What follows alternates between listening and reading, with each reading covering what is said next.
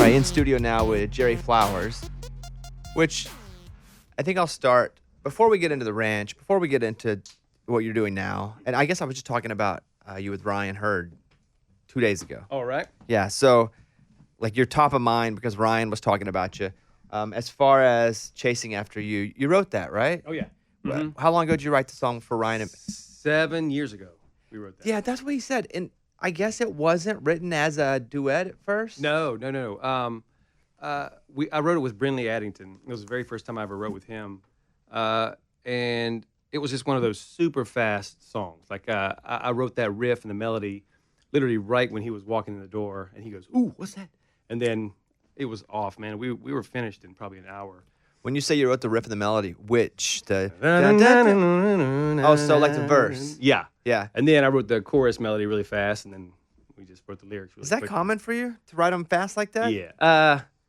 I mean, I'm a riff guy. That's what I do best, and that kind of thing is more my style to that particular song because it's a little more on the R&B side, which I grew up loving. So, and you also have had success, like even like looking at the Keith Sweat stuff. No, that's a different Jerry Flowers. Well, but you do come up. I was going to make a joke about that because when I looked you up, at first I was like, that's not the same guy I know. It was like a pastor who's a black guy. Right. And I was like. In Atlanta, I think. Yeah, I was like, I'm going to bring up this Jerry Flowers and see if people confuse him. I'm hoping he's not getting some of my royalties maybe, or maybe I'm getting some of his. No, I've had a Jason Derulo cut years ago. Like 2010, right? Yeah, that was like the first R&B thing I've had. But yeah, I grew up loving Prince and Stevie Wonder and people like that. And like I grew up in a really, really country area, but I didn't listen to country that much growing up because at that point in the 80s, it wasn't that cool. Hank Jr. was the only cool one. So like West Virginia? Pinch, West Virginia. What's Pinch, West Virginia about? It's just very, very tiny. It's maybe 2,000 people. I mean, it's a beautiful place, nice mountains and everything, but not a big music biz there. I'm from Mountain Pine, Arkansas, 700 people. Oh, right. Similar. So, but we had our town. I don't know if you guys went to town. Yeah.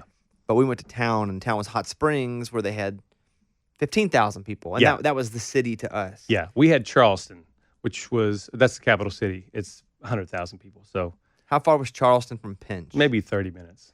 So would you go to town? Was that a term that was used? Sure, yeah. And then, I when I was 18, I started playing there, in clubs. I was on the road 2 weeks after I graduated high school for about a year. Then I came back and just started playing a bunch of clubs. And then met a guy, Meatloaf, was playing in town, and his band happened to walk into this bar that we were playing at and met those guys. And then from there, they kind of... You met the Meatloaf guys? Yeah. A guy named Pat Thrall kind of took me in after he saw me play in this club and became like a mentor to me and... really convinced me that I could do this for a living. How do you pick up an instrument in Pinch, Virginia, or West Virginia? Is there a family member that was like... Yeah, my brother, Randy, who's an amazing musician. He's here also. And he played with Meatloaf for 12 years. He also played with Meatloaf? Yeah, but not then. He got the gig later on because of that. Because they saw us, that one time in this little bar in West Virginia. Were you guys playing together? Yeah. Mm-hmm. Did you guys ever think about pursuing, we'll do...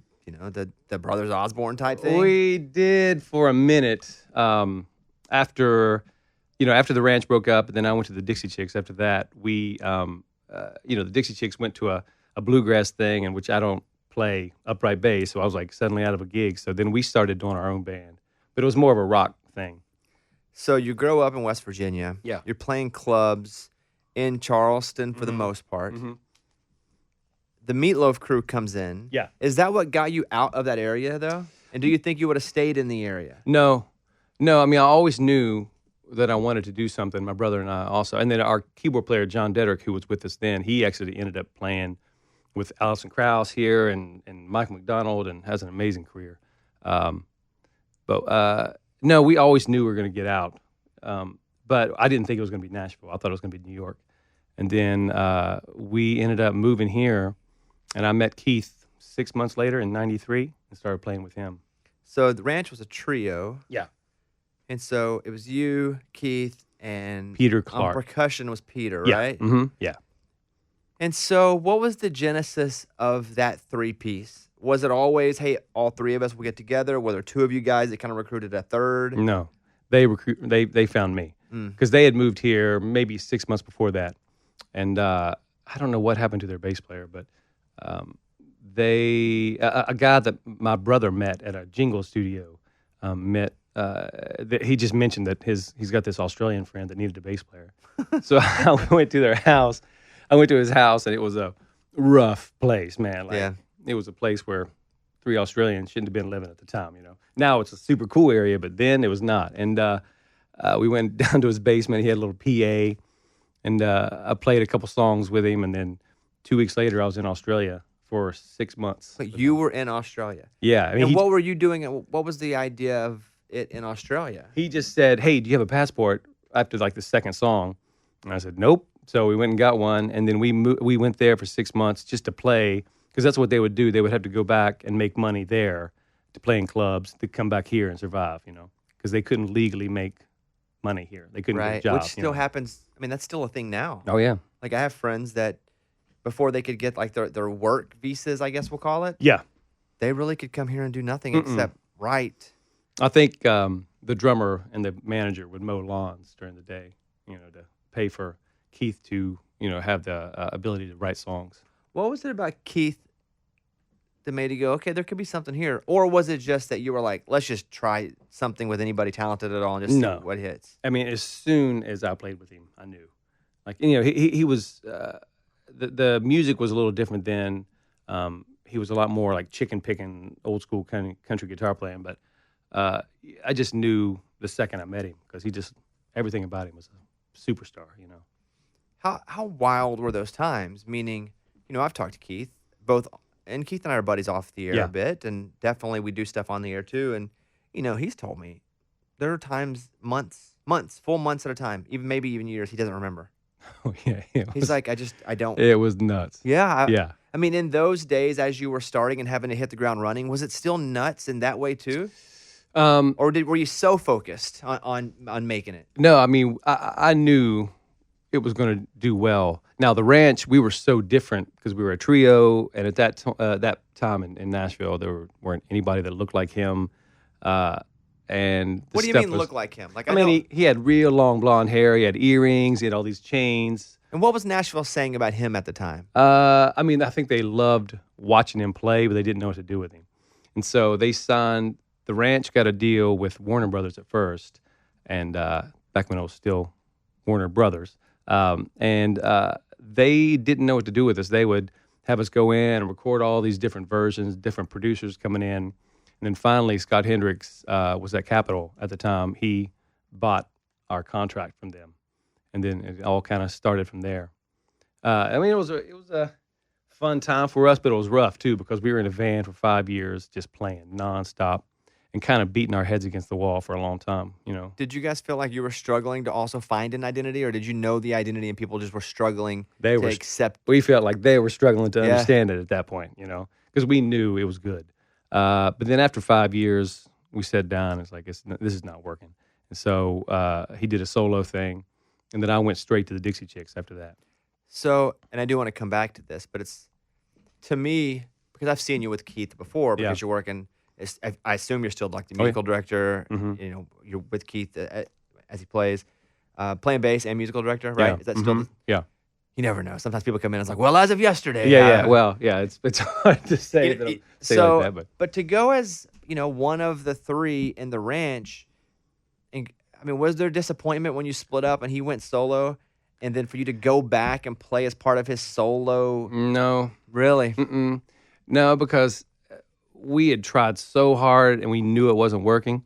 And I was actually super excited to get a gig that was, that actually had a tour bus at this point, because we were in a van and roughing it, man. Like, because it was just the three of us, and we had one guy that traveled with us, and we had all our gear in the back. We took out the back seats of the van, and it was rough going for a while. Like, we would play for nobody, because the label would send out like singles like a week ahead of time, and to try to get somebody to show up, and most of the time nobody would care. Nobody will show up. When you're grinding in a van like that, and again, I emphasize van, are you guys stopping down to stay all three of you in a hotel room? Mm-hmm. Yeah. Or do you ever just stop down and go, we're just going to sleep in the van tonight? Oh, no. I mean, we traveled. Most of the time we would play and then drive all night to the next one. Would you switch up who drove so other people could sleep? Mm-hmm. Yeah. Were you We just rotated the three of us all the time. always tired? Always. Always drunk, too. Like, it was so, I mean, not the driver, but it was just like a full-on party all the time back then, too. But it didn't seem out of control. It just seemed like we're just young dudes on the road. That's what we were supposed to do, you know. But it was fun. There were fun times. Man, just living in a van. And touring, because there's a difference in country music touring and my friends who do pop or rock touring. Yeah. And you guys were basically doing rock touring. Oh, yeah. Meaning you don't come home. Mm-hmm. All over the place, too. All over the place. Yeah. Yeah. Like crazy routing, just stuff that should not have happened, you know. Because a country tour will go sometimes Thursday, Friday, Saturday. Right. Sometimes just Friday, Saturday. You know? And then you come back home and you live your life and maybe you write, maybe you see your family. But if you're like a rock group or you're a pop artist, it's Monday, Tuesday, Thursday, Friday, Saturday. Oh, yeah. But imagine doing that in a van. No, it wasn't easy. But, I mean, it sounds horrible now to me because of the way we travel now. But then it didn't seem that terrible because that's all we knew, you know. After 5 years of it, it got a little rough. Who had to pull the trigger or pull the plug and go? Keith did. You know? Yeah. Yeah, I mean, he's a brutally honest person in the absolute best way. What's that conversation like to the guys? I mean, he just set us down. He said, "Hey, let's meet," and we had some coffee, and then he goes, "This is just not working anymore. I think we need to make a change." And again, I was okay with it just because I was, you know, ready for something new, and I think it was hard on his drummer Peter because they had been together a long, long time, so you know, many years. Here is "Walk in the Country" from the Ranch. Walk in the country with me. Watch the sun sinking down on the trees. It's gonna do us some good to get down in the woods. Take a little walk in the country with me. What do you think about when you hear that song? I mean, it still feels good. Yeah. And it also feels like because Keith has so many different versions of himself. It just almost depends on what creative space he's in when he's doing a record. Yeah. And you know this more than I do, but, you know, he may have, you know, Breland hop on a record. Oh, yeah. Or then he may do, you know, the Tennessee two-step. Yeah, he doesn't sit still. Right. But this sounds like it could be on a current urban record. Yeah, I know. That record, every song on that album is great because he wrote all those with this guy, Vernon Rust. And, man, they just had some special chemistry at that point. Here is "Just Some Love." But if the Grand Canyon is just some ditch, Dorothy and Toto fall just some witch, and if Babe Ruth was just some guy with a glove, then ooh, baby, this is just some love. I feel like it was ahead of its time a That little could have bit. been. That could be a hit right now. Exactly what I'm thinking as it's playing. Yeah. Like, I feel like that was just a bit ahead of its time. His It look, was. His It look, was. the style of what you guys were doing, Everything was. you were maybe 15 years too early. Yeah. Mm-hmm. Maybe 12, and you'd have been still early then, but then you'd have owned it. Yeah. Because You know? then it was not the norm, you know. Everybody was really rocking the cowboy hats and, you know, the flame shirts and everything, and we just didn't look like that. Do you ever go and, you know, as you tour with Keith and people recognize you, does anyone know you from the ranch? They're Oh, like, yeah. We were in Vegas about 2 weeks ago. We were doing a little residency there, and I met up with a guy named David Ryan Harris after the show. He's a guitar player for John Mayer, and he had a lady with him that worked for Caesars, and she was saying, I don't know, you probably would never remember this show, but I saw you guys as the ranch in it was Arizona, I think. And she mentioned the name of the club, and I remembered it like immediately because Keith recently sent me a picture. He found this calendar that because he took notes for everything. He recorded everything, like tons and tons of video from all those days. You know, I don't remember him doing that, but he always had a camera because there's a lot of video. But he found this 1 year of us on tour. And every single show is written, and he's got the little liner notes of what the PA was like in each club. And then I showed her that particular show, you know. And so she said that she saw us. He was a teenager because her dad was a radio guy, and she still remembers that, seeing us in that moment. Also crazy that Keith took those notes like that. Oh yeah, like it's funny. I want to play, and then I want to also get to your songwriting in a second. But Some Days You Gotta Dance from the ranch first. And live it up when you get the chance. 'Cause when the world doesn't make no sense and you're feeling just a little too tense, gotta loosen up those chains. And then the Dixie Chicks, Yeah. the Chicks, they peaked at number 7 with this song. This was somewhat of a hit for them. And I was playing with them at this time. So you did on this both. tour. Yeah. You did it in both. Yeah. both 'Cause I versions. did the Fly tour with them.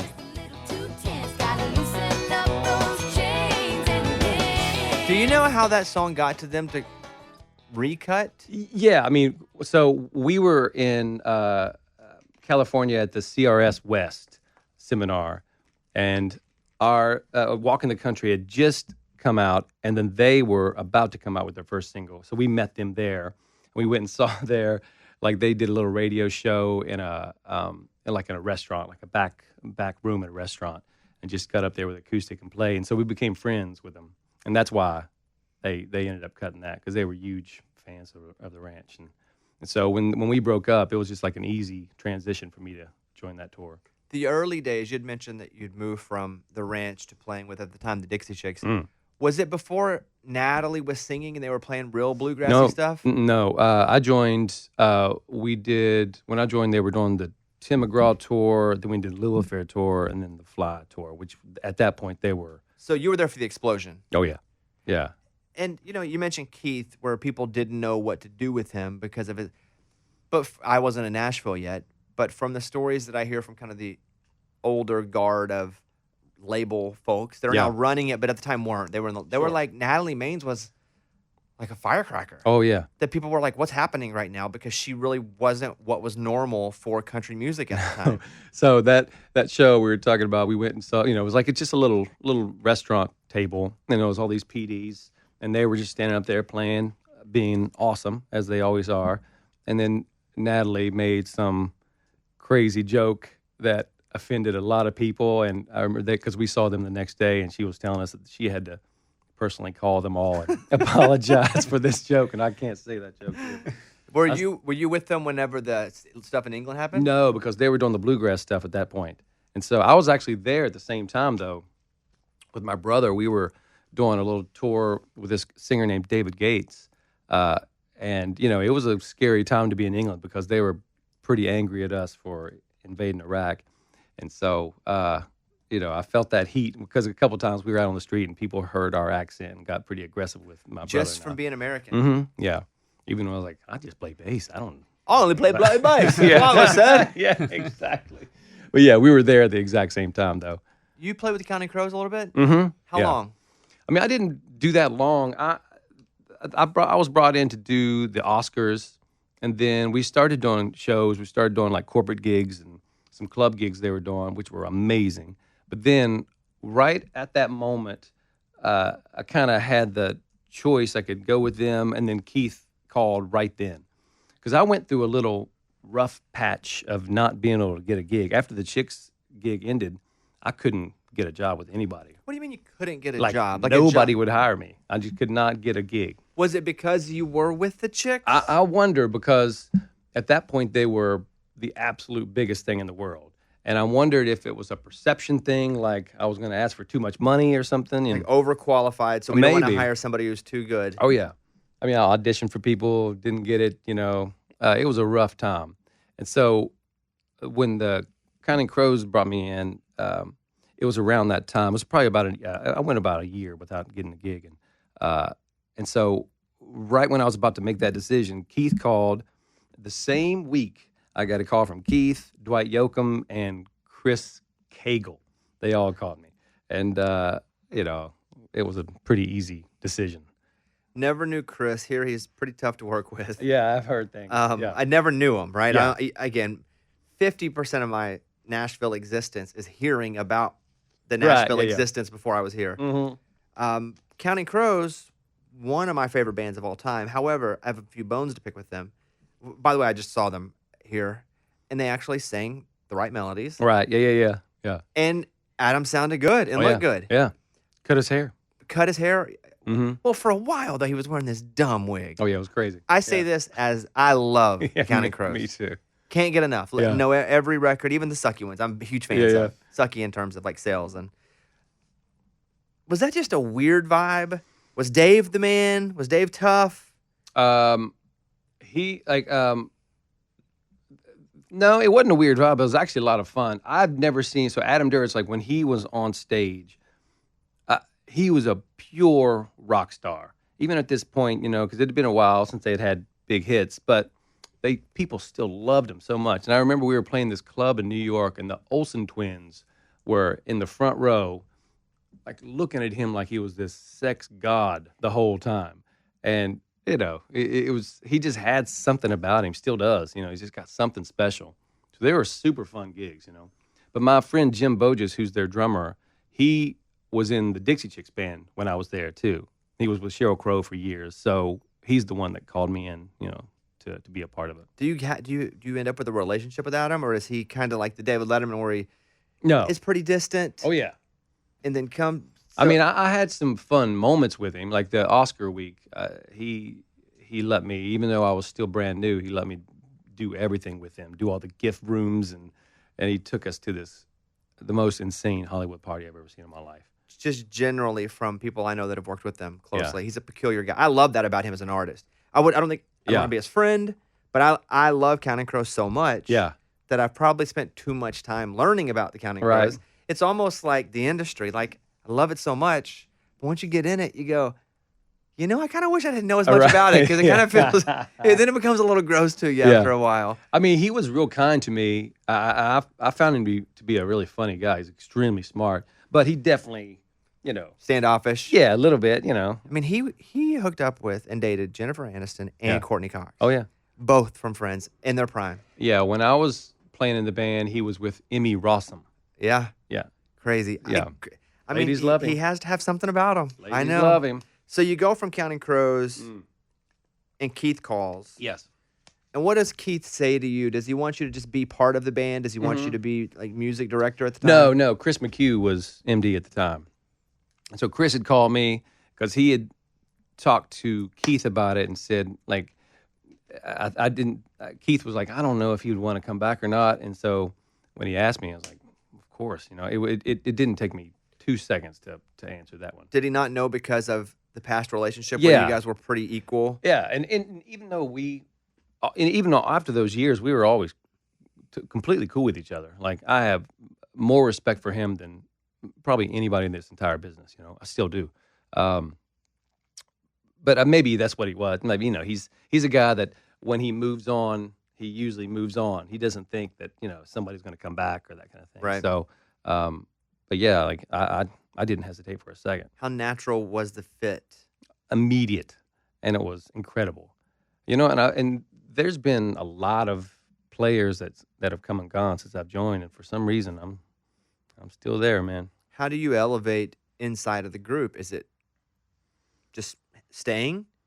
Chris McHugh left in 2015, and then he asked me to jump up to that position. Then. So does that mean there's a lot more communication between you and him directly whenever the show's not happening? Like, hey, what are we doing here? Are you going to him to say, hey, I'd like to do this, and he says, well, maybe. I mean, is it more of a coaching in quarterback guys. Kind of situation? Yeah, I brought in a couple guys in the band, Nathan Barlow and our track operator, Jeff Linsenmeyer, and then our drummer, Seth Roush. I was the one that brought those guys to him.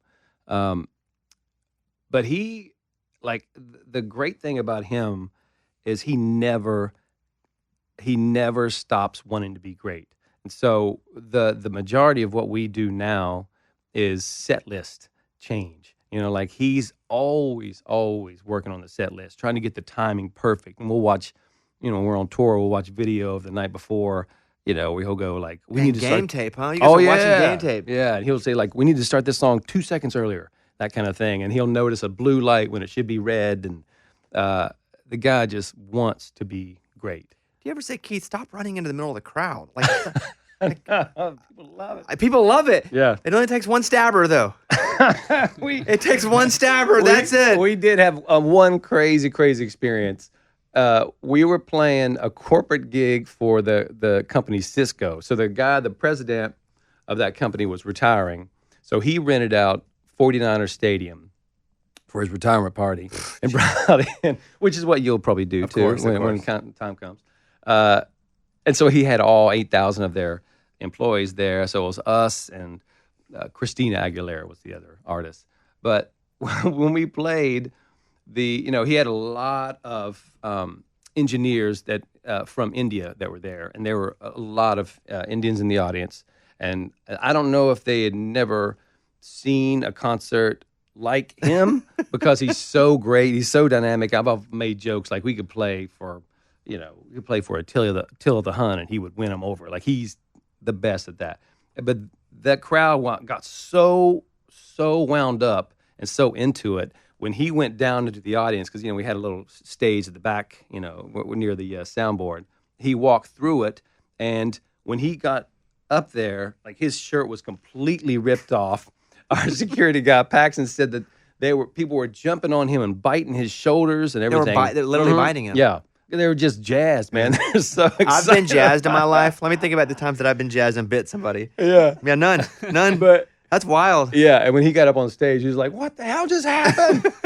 And it was like shirt was just hanging off, and he was just like so into it, man. But when did you decide? Because obviously, playing live music is something you excel at and you're passionate at, right? So when did you go?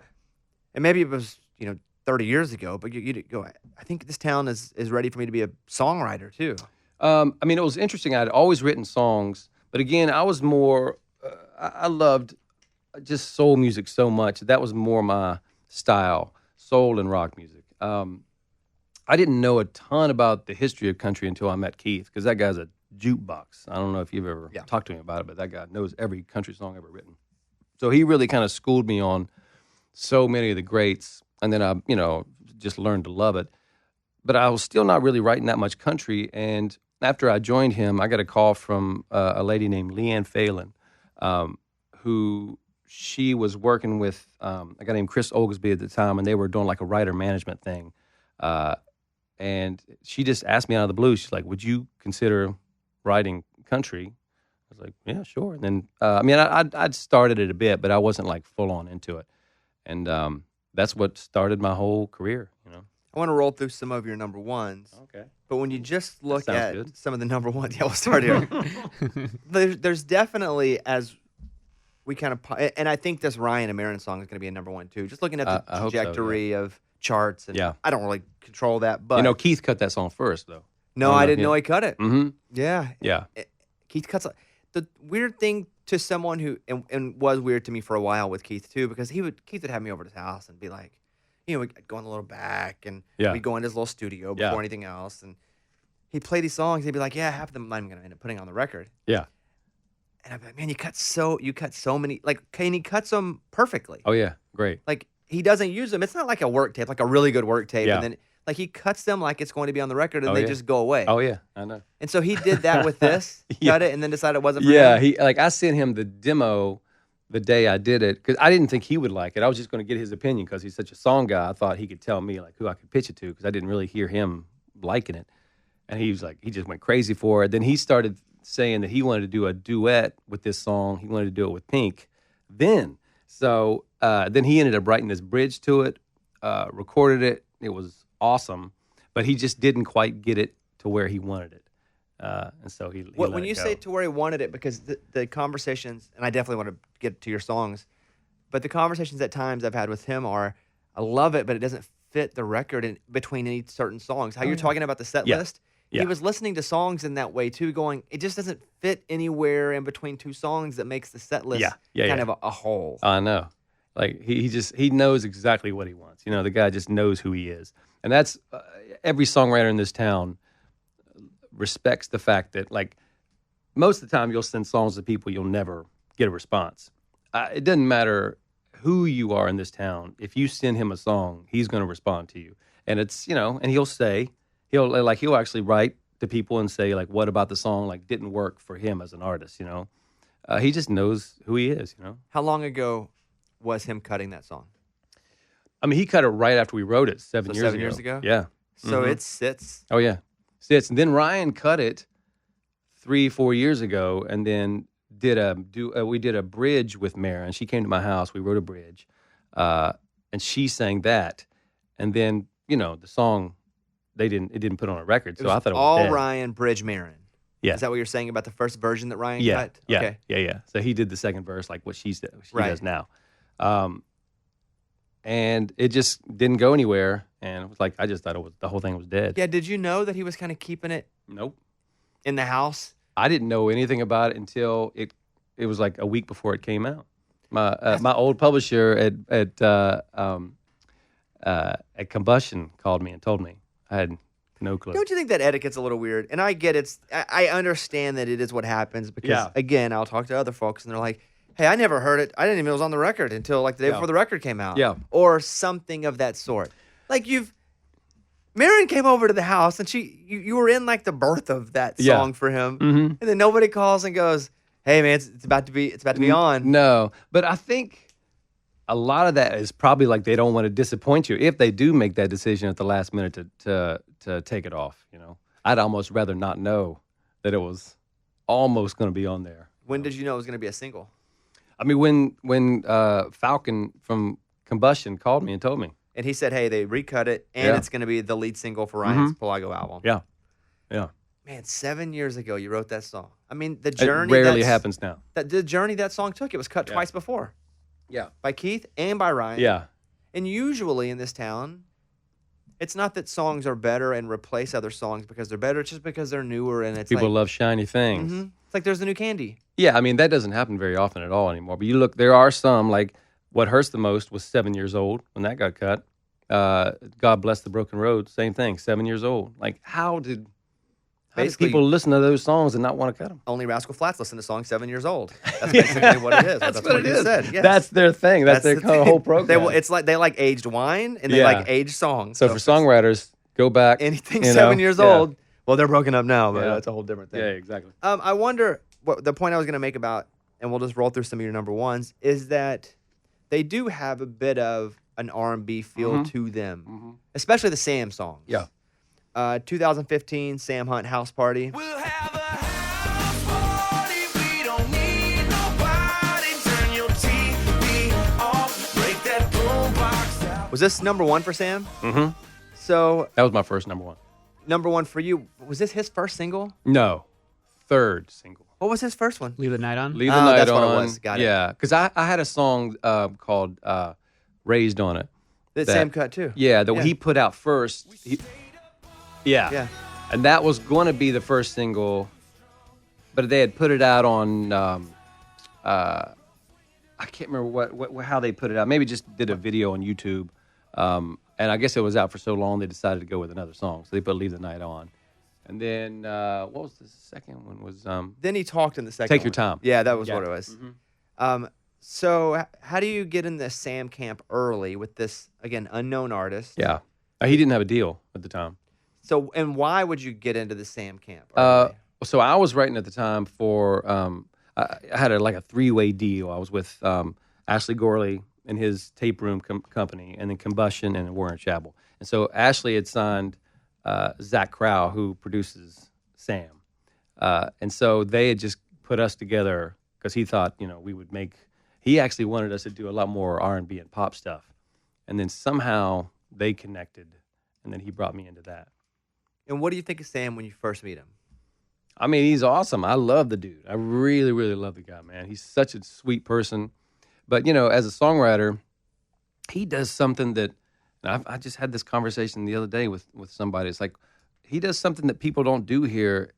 He edits and edits and edits. I was going to say, everyone say, Sam, let's go. Let's move along. Yeah. Because Sam he takes weeks sometimes. Well, that one took, I think House Party took 7 times together. That is wild. No one does that. But that's why his songs are so much better than most people. Wild. Because he goes back. I mean, listen, the version I have, which you might play this song, of Kinfolks, the week before it came out, the version I had, the second verse was completely different. And right before it came out, he stopped it, went back in, wrote a new second verse, went in and recorded the day or two before it came out on radio. 2015 house party. Let's jump up to 2019. Here is Ken Folks. I wanna introduce you to my kinfolks, to my old friends, to the house in the pines where the road ends. Take you to my hometown, where I grew up, where I thought I knew it all before I knew what. Billy Currington in 2016, Do I Make You Wanna? Do I make you wanna let your head down, play a little truth or dare now? Again, there's still an R&B feel to this song. Yeah. You know, and Billy's vibe is kind of country beach R&B. Oh, yeah. And so, who'd you write this with? Zach Grau, Ashley Gorley, and Matt Jenkins. And so, when you write this, was it a write for Billy? No. Oh, it started out with me and Zach just getting together, and I had that riff, and we made the track, and then... Which riff? There's a lot of riffs. Dun, dun, dun, dun, dun, dun. I did that and the other main guitar riff after that. I mean, our demo sounds pretty similar. Then I have the demo here. Here you go. Tell me, do I make you wanna there it is. stay up till the sun, howl at the moon? Baby, tell me the truth. Do I make you wanna karaoke in the neon light? Yeah. Go to Vegas, stay up all night. Ashley Gorley. See if we can find a cheap flight. He's gonna do all right. I have faith in him. You know? I don't know. I don't know if he's gonna make it or have any money. I'll be honest with you. I think he's gonna be 0 for 2 there. So you write this song. How long until Billy picks it up and says, It took a while. That was, I mean, maybe a year or so. And when Stephanie Wright at Universal, when she took it, but she didn't take it for any artist. She just heard the song, loved it so much, put it on hold, just in general. You can put a generic hold on a song? Yeah, she did. And I've never heard of that. Yeah, and then it was a long time after that. Then we finally heard that she had pitched it to Billy and got him to do it. Is a generic hold common? No. 'Cause Not for me. I've never heard of that. Not for me. And also, I think I might be disappointed if someone just went, I call tabs. Yeah. That's my song, but I don't know what to do with it. Yeah, exactly. Well, they have a lot of artists, so I mean, she just was way into the song. She just loved it. She just knew it was going to be for somebody. And I mean, it was the perfect guy too. Billy crushed it. Jason Aldean, A Little More Summertime. She might have stayed forever and never, ever left these arms of only I. Had a little more summertime. So you have a number one in 2015. You have 2 number ones in 2016. You got to be feeling pretty good about your that writing. feels good. Like when 2016 ends and it's like New Year's Day 2017. You got to be feeling pretty freaking good. Oh, yeah, I was. This is a crazy business, though, because it's all about, like, what's happening next, you know? It's so funny in my mind. I don't see myself as that. Like, I'm always slogging it out and just trying. But you know, I have to have my wife. She reminds me a lot of times, like, no, you're doing all right, man. Just Yeah, calm down. mine has to do that, too. Yeah. She's like, why are you hating yourself? Yeah, right that's now? what I like. Why do you think you're such a loser and a fraud? Yeah. And I'm like, because no one likes me anymore. I'm like, and she I mean, when Mike contacted me about this, I was still like, I don't know why you'd want to speak to me. That's you're like, really... you mean the Keith Sweat producer? Yeah. I actually thought that literally when I was driving over here. I was like, oh my God, I hope he didn't. We got the wrong guy. You also, if we go way back though, like to 2009, was Boy Like Me, was that your first success on a chart writing a song? Yeah. From Jessica Harp? Yes. And I wrote that by myself too, which was funny. I had moved out to LA because it was during that time where I was just not getting anywhere with any gigs. And so I'd decided to just get in my car. I went to LA for a little bit. This guy, Keith Gaddis, was out there that I knew from years back, and he kind of introduced me to some people. But then when I came back, I wrote that when I was in the car on the drive home. Because You wrote that in the car. Wait. But you had to be riding passenger. No. I got the years mixed up. No, I did write it in the car, but I remember now where I wrote that whole thing. I was at the Percy Warner Park when you could still drive through it. That's where I wrote that song. Which you can't anymore. You can only walk. You can walk through it now. Yeah. So and here it is. Here's Boy Like Me. Finally found a boy like me.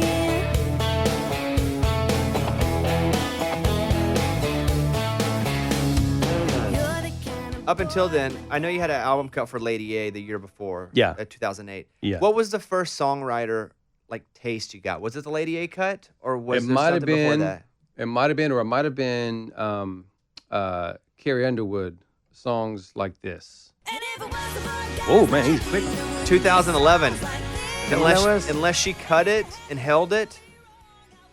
Oh, well, I don't, yeah, I get Like my confused research, on- man, years are terrible for me. Yeah. I don't know what happened when. 2008 is the first thing I could find in your writing that Was that the Lady A? that was Lady A, Perfect Day. Oh, man. This is your life. Let's talk about it. I'm going to teach you some things about you. I'm glad you're here. And so I started to produce some stuff. So I produced a couple songs for Jody Messina, and then the Jessica Harp thing happened. I got to produce her whole record, which is a great record. I mean, it's not because I wrote some songs on it, but like overall, it's a really good record. She's really awesome. But Jody Messina was like the first time I got to really produce someone, and she's incredible, man. Like. She played the. We actually talked to her a few days ago, and because she lives in Georgia, she's not doesn't live here anymore. But she played my radio show in studio probably 2 years ago, and just honestly speaking, most artists that had their success in the '90s, because they're older, their voice isn't as good. I know. Not with her. No. She came in and crushed us all. We were just like, "What is happening right now?" Amazing. Still amazing. My brother's playing guitar with her right now. Man, when she was in the studio, there was no need for auto-tune. A lot of people need that. She did not. She was incredible. Every single take was incredible. I mean, that was a lot of fun working with her. Like, she's the real deal. 2008, Lady A. 2009 is the Jessica Harp song. Ah. You have a song, Hit the Ground Running, with Keith. Yes. Here's a clip of that.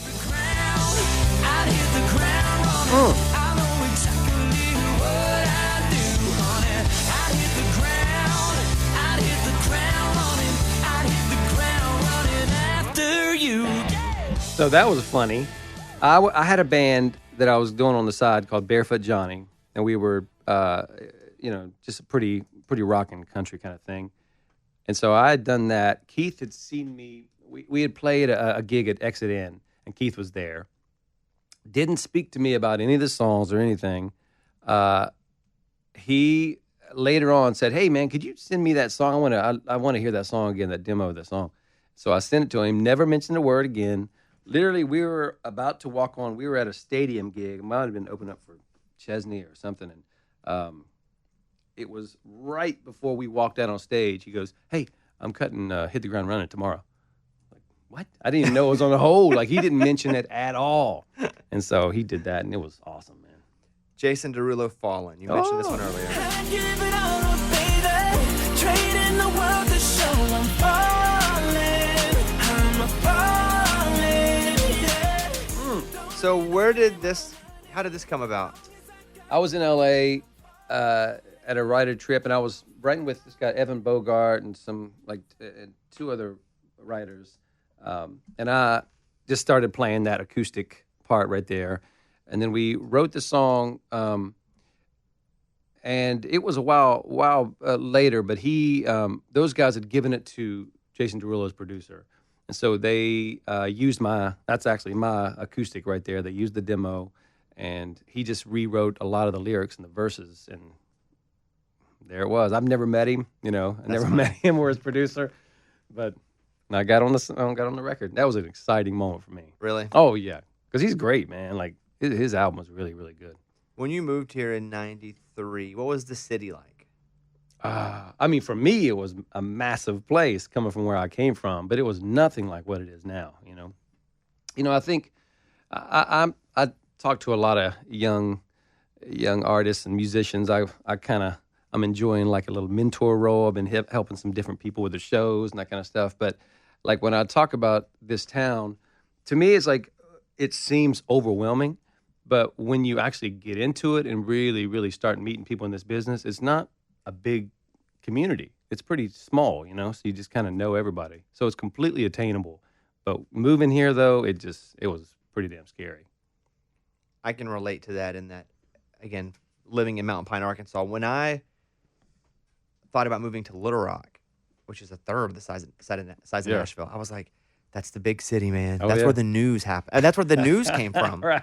Like, we'd watch the news Yeah. from an hour away, and I was like, that's where they shoot the news. Yeah. Like, it was always a dream of mine to live in Little Rock. Mm. I mean, obviously, I've done that now, and, I've moved around a bit until I got here. But did you live anywhere before Nashville? So you went from your town in West Virginia Yeah. to here. I mean, what I did before that was, like I said, I'd moved. I went on the road 2 weeks after high school. My brother and I and our friend John Dedrick, who we all moved here together. We got this gig playing for this Cuban pop singer that we played just the bar in the hotel, the Adams Mark hotel chain. So we'd go from city to city to city, playing for 3 weeks, 6 nights a week, 4 sets a night, playing with him for a year straight. We never came home, And so then I came home for a little bit, played in some clubs, and then moved here. Are you so good at the bass? I don't know.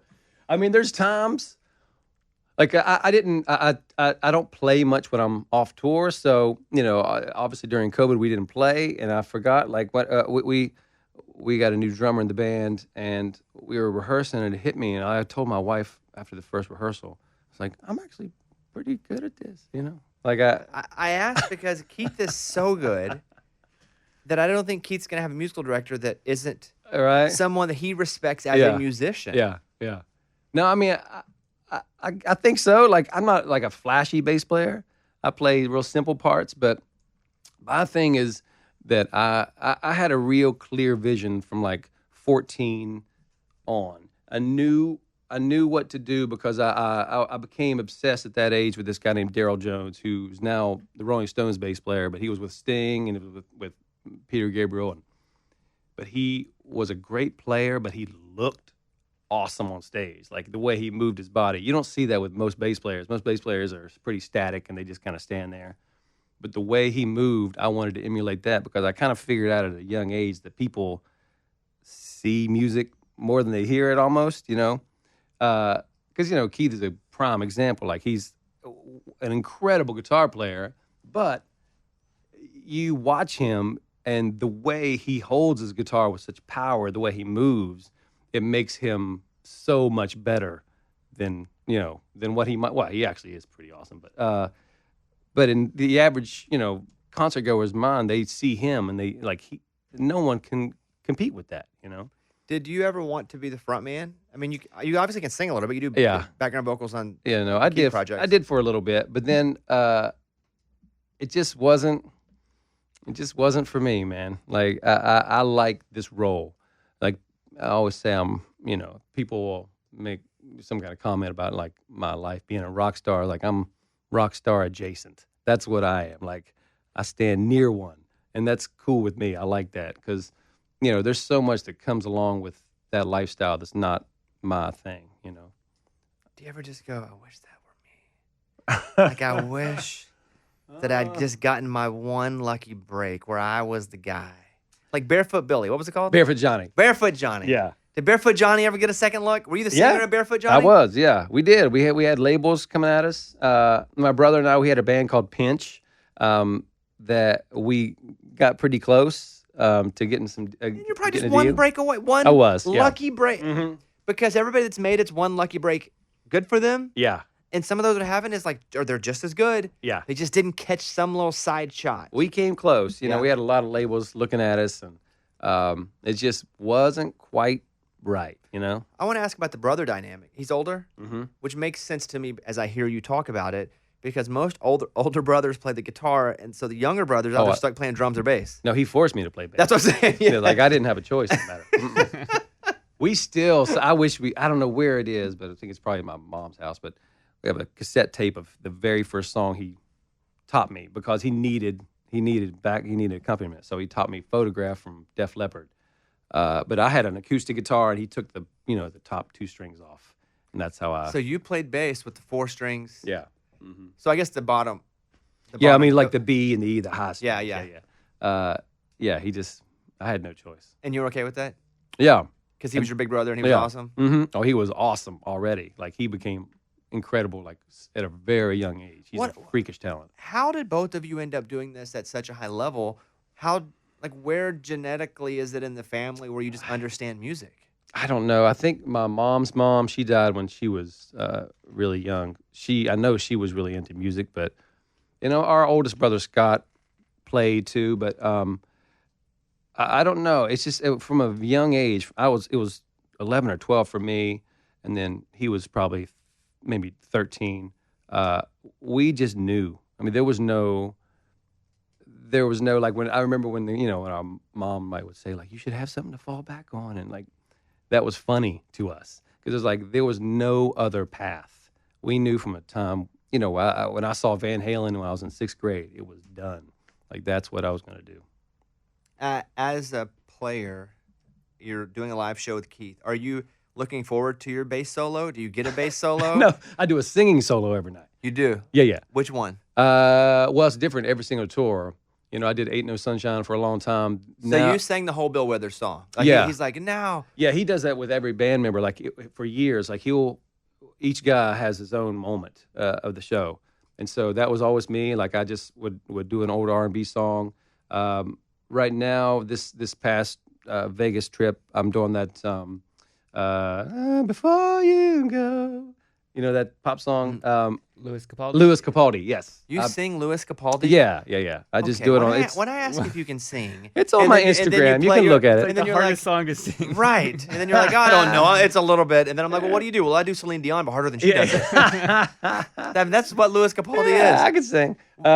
Would you do all like 26? I know. yeah. You do all Yeah. of it. But I actually that new song, the Louis Capaldi, and a version of the live version of the Bill Withers song is on my Instagram that of us in concert. But yeah, it's a great thing for him to do because most singers don't do that.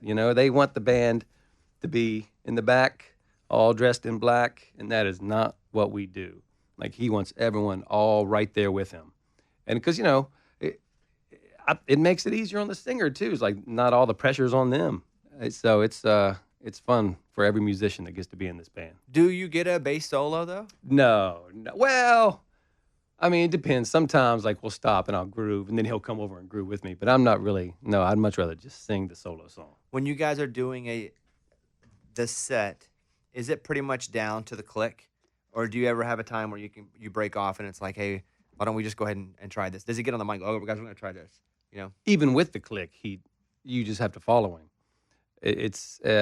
That's why we brought in this guy Jeff Linsenmeyer to do our tracks because he's on the side of the stage for all these years, and he's like Keith will just go off and go a different direction, and so normally we'd have to, if we had any kind of backing tracks, keyboards or some drum machine stuff, we'd just have to shut it off. But now you would just shut it off because yeah. you can't. Yeah. If it's going, Yeah. you have to go along with it. So if you don't want to go along with it, you just turn it off. Yeah, you have to. But we were good enough; didn't matter. So Yeah, we're not. When this happens to us, when we play our shows, we're not good enough. So we just go, oh God, oh God, oh God, what do we do? yeah. Okay. So you kind of have done a little bit of a lot of things at Yeah. a very high level. Mm-hmm. So when people say, when they describe you, they're like, hey, this is Jerry, he blank.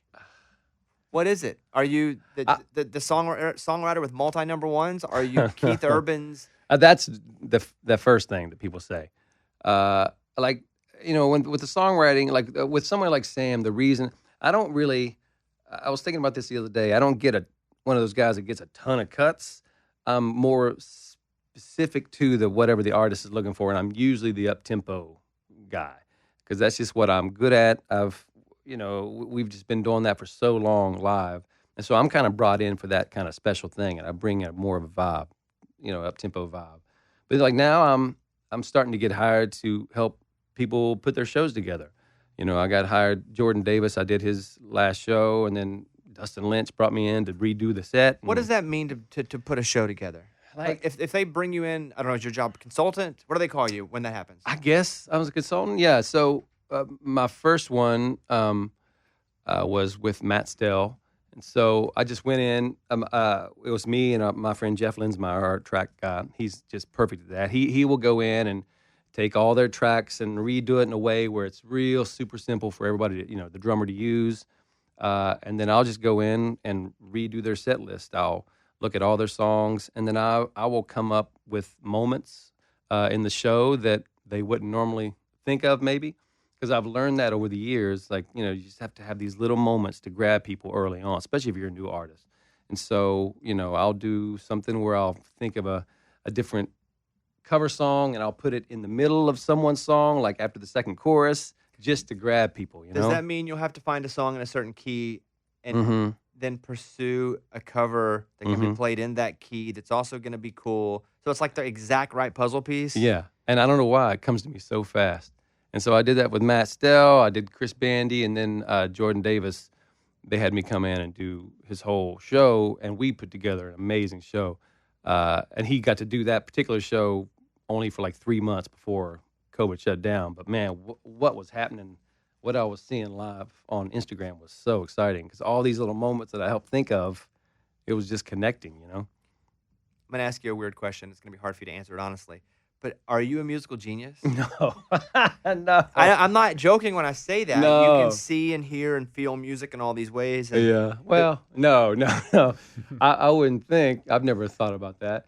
No, I've just, again, like, I can't stress this enough. Like, with being alongside Keith Urban all these years, you know, I'm with the best of the best. There's rarely a night that I'm on stage with him and I don't go like, damn. Like, he brings it. He always brings something special. And because of all the extreme detail he takes with the set list, and I mean, like, we don't start the tour and work it out before the tour. He's doing it throughout the entire tour. Like, a week before the tour ends, we'll have a different set list that we did at the beginning because he's always tweaking. And so I've just learned what works, you know, with audiences and what moves people. And so, you know, like Dustin Lynch called me.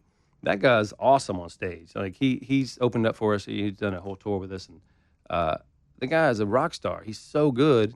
And when he brought me in, he let me do the entire set list. He didn't change one thing, and we created these incredible moments, and it was really working, man. So that means a lot to me for someone like him to trust me, you know, with his show. Must be cool to be a genius, man. No.